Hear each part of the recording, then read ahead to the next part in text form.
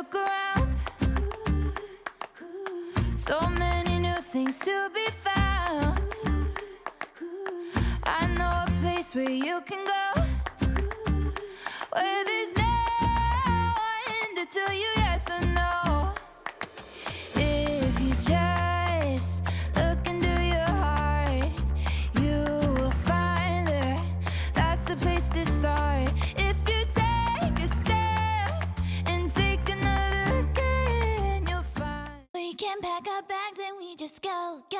After completing an ASA training at Oriental, North Carolina, Tony and Kathy decided to take a little diversion with their Dune buggy down from Oriental to the Outer Banks, where there's a rally that's held where Dune buggies from all over the United States come to rally once a year.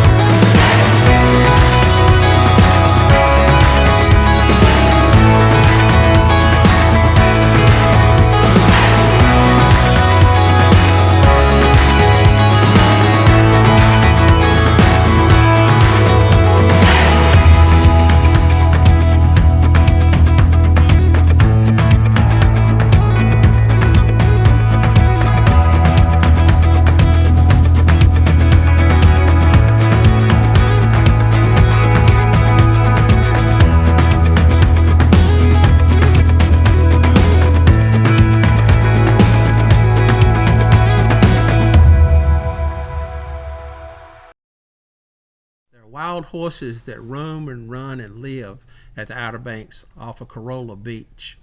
These horses are beautiful and they are absolutely gorgeous to look at. There's also times when the horses get hurt, and there's a Corolla Wild Horse Fund which takes them off the beach and takes care of them. So the Dune Buggy Club gets together, decides to take a ride over to the Wild Horse Ranch where they take care of the horses that have been taken off the beach.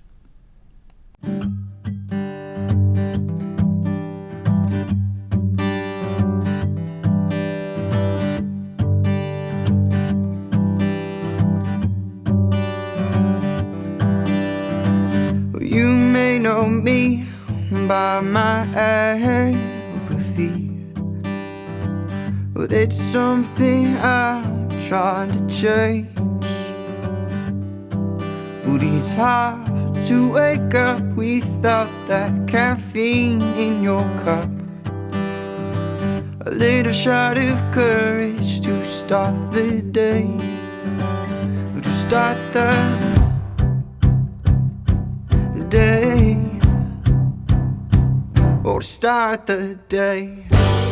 Then we don't have to make a really difficult decision if we have a horse that needs medical treatment that's going to be exhaustive and expensive, but we know we can save it.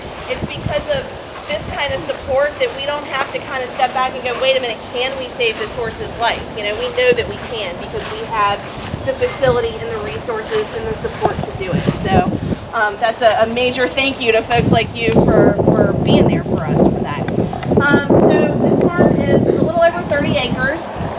Right now we have 19 horses on the farm.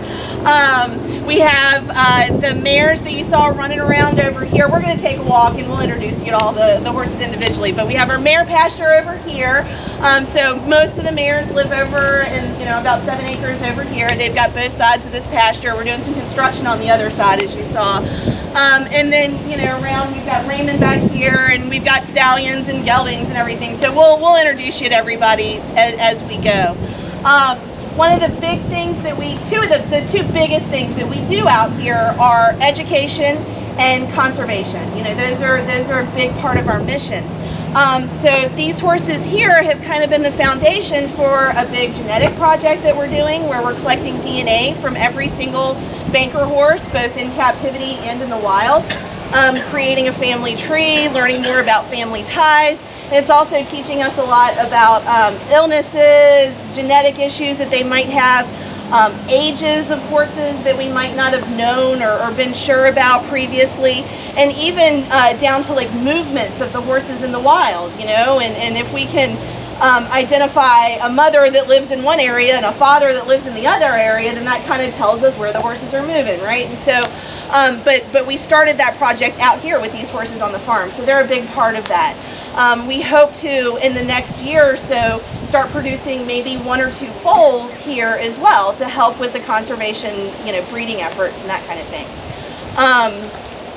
You guys have any questions before and everybody's here to see the horses and not me standing here talk, so. Do you have any questions before we get going? In the wild, what do they eat in the wild? What do they eat in the wild? Good question. So they are seasonal grazers, so they're going to eat what's growing, right, first and foremost. So this time of year, there's still grass that they'll eat. There's plenty of grass just like this that grows up in yards and things like that. They eat the sea oats that grow up on the dunes.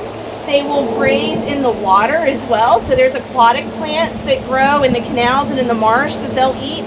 And then they will also, like this time of year, there's certain things that grow seasonally, like persimmons right now. The wild horses love persimmons. So you'll see them now pulling persimmons off the tree or eating them off the ground too. So, but it's very seasonal. Yes. So, obviously, they spend their time in the wild, and for whatever reasons, you got to bring them here and take care of them and get them back. Does that time have a big impact on them? No. No, because once they come off, they can't go back. So if we're removing a horse from the wild, it's the last resort. So we will do everything we can to keep that horse wild before we make the decision to remove it. And sometimes, if you have something catastrophic like a broken leg, there's no, there's no trying to keep it wild. It's got to be fixed. So unfortunately, these animals will not be returned. They will not be returned, no. And the reasons for that are, number one, the wild herd is not vaccinated. They live truly wild. We do not intervene. We don't supplementally feed. We don't give them water. We keep them as wild as possible, which means they're not vaccinated. So there's always a chance that you can introduce disease back to the wild herd. And also, they domesticate incredibly quickly. So if we're pulling a horse off the beach, it's usually because it needs very intensive medical care, and 9 times out of 10, after a day or two, that horse is domesticated. And that has to do with just these horses, their personalities. I mean, you know, they're wild now, and it's very, very important to treat them wild and understand that they need to be kept wild, especially because of the influx of development and people we have on the beach, right? But, you know, up until probably 50 years ago, these horses were used by people, and one of the reasons that they were chosen to be brought over here by the Spanish was because they are so easy to work with, and they're so good with people. So you kind of have those two competing, you know, things, but it does make them quite easy to domesticate. So, you know, once they're here and they've been given fresh water and hay for a day, you know, forget about it. It's their new home. Right. You know, and so of course we want them to be wild, but it's not easy being a wild horse either, you know. And so coming here and getting 3 square meals a day and having fresh water twice a day and, you know, getting scratched and loved on is you know, that's pretty easy for them to get used to.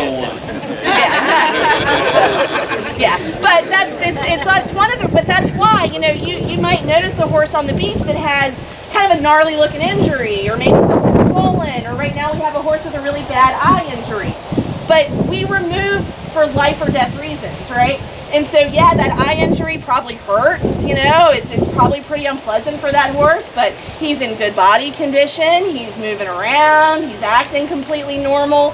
So, you know, we want to give him a chance to see if he can heal that and be okay on his own. Now, the minute something changes with that, the minute he stops eating, the minute he can't get around, the minute he starts to get really skinny for, you know, whatever reason, then we will intervene immediately. You know, and that's a big part of what we do on the beach is monitor these horses. You know, our staff, we have staff on the beach 7 days a week. And so they all have all of this information. They know which horses, you know, we're keeping an eye on Trouble for this reason. We're keeping an eye on Rhett for this reason. We're keeping an eye on Taco for this reason.